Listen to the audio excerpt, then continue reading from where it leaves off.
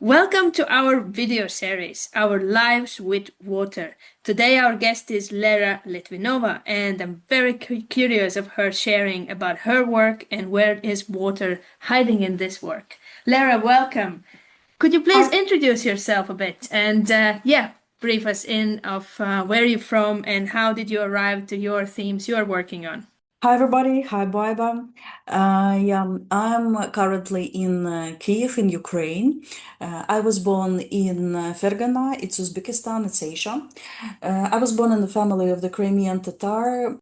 When I was 3 years young, we moved to Crimea, to Ukraine. I spent almost all my life in Ukraine and mostly in Crimea. So all my artworks and researches are connected to the theme of the self-identity. It's depended to the story of my life, of my family. So the part of me is Crimean Tatar, the part of me is Ukrainian. And so this is the point where I connect together the theme of the self-identity and what is the place of the ecology in this theme. Because I think that the environment that we have and it's deeply connected with our emotional side. Thanks for this. And I heard also you said the self-identity and the connection with environment. What about the waters, oceans, and where that came in into your artworks? Yeah, actually, to explain this, I have to tell the story of my family because this is the point where everything ends, even before my the day when I was born. So my grandparents, they were Crimean Tatars, and they lived in the territory of Crimea. The Crimea is washed by the Sea of Azov and the Black Sea. So in 1944, they were relocated by force by Soviet regime. So all the Crimean Tatars from the Crimean Peninsula were moved mostly to the Asia by force. And so my grandparents also. It's a hard and long story about how it was made, and I think that this is not theme of today's. As a child, I was born in Asia where there was no ocean, there was no sea, there was rivers and lakes. So, but and my father, he also was born in Asia.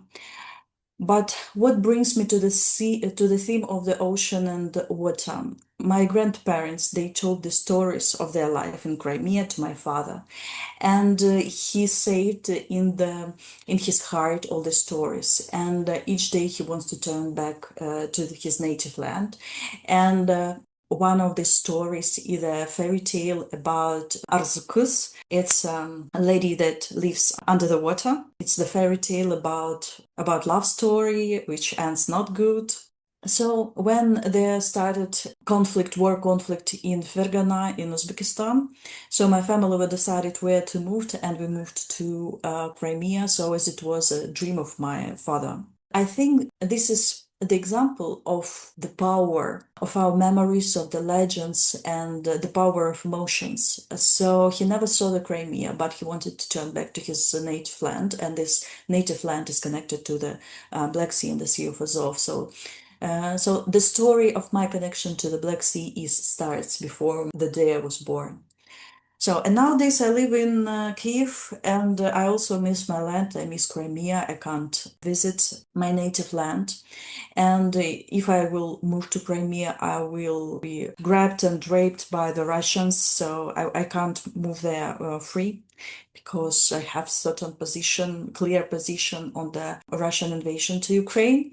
So it's unsafe for me to visit. There are ways to visit through in other countries, but I can't do this. And I think in my artistic research, I try to understand whether this will influence to the next generations, to their attitude to the Black Sea, to the Sea of Azov. The children that was born in Crimea, but they forced to move from their occupation by their parents, they leave to the Crimea to be in safe part of Ukraine. And for those who were born here in Ukraine but not in the Crimea, they will have the same connection with the Crimea. It depends only on the fairy tales that their parents will tell them. So I think that this is the story that behind my artistic research and why I'm doing the project that connected with the ocean, with the sea, and directly to the Black Sea and the Sea of Azov. Thank you, Lera, and thank you also for sharing these personal stories. And again, once more, you reminded how we as an individual, there are much more behind us, like lots of ancient stories. And love the poem or Yeah. the fairy tale you were mentioning. And I think that's super important. This, as I said, these local realities and local tales, and these can only people living there share. So thank you so much for that. I also know that you have looked upon some artworks and poems. And yeah, would you like to introduce what was your thinking when we discussed about this meeting? Actually, while I was working on my series Under the Surface, that was dedicated to the influence of the full invasion of the Russia to Crimea, how it will influence from ecology side to the Black Sea, and I was inspired by the poem of the Ukrainian artist Artur Dron. He's a young man who's now in the army, and actually many people now who were civilians, they come to the army, so it changes their life a lot. And I would like to share with you the Ukrainian version and also the version that I translated into English for you to share the spirit that so inspired me. Дивись, який місяць співає він. Гуарде луна, гуарде маре, не лишилось нічого від наших стін, не лишилось нічого, окрім гітари. Але дивись, який місяць над морем. Над цими пісками, дивися скоріш, я стою тут із власним горем, і ти десь із кимось стоїш.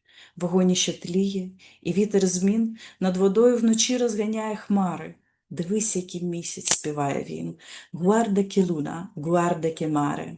And if you don't mind my English translation, I hope that the artist will not will understand that maybe it a little bit differ, but I think that it translates the spirit of the poem.